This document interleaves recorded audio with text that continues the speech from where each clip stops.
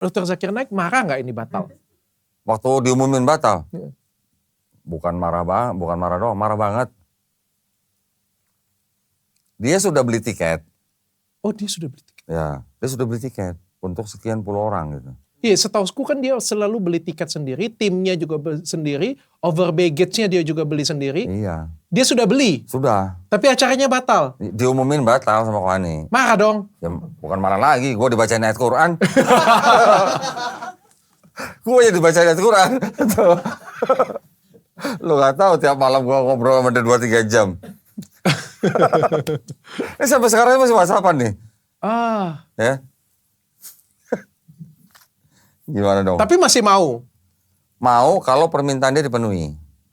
Oke, berarti beliau marah tapi masih bersedia datang. Gimana nggak bersedia udah beli tiket? Oh, berarti tinggal diundur ya? Iya, reschedule gitu.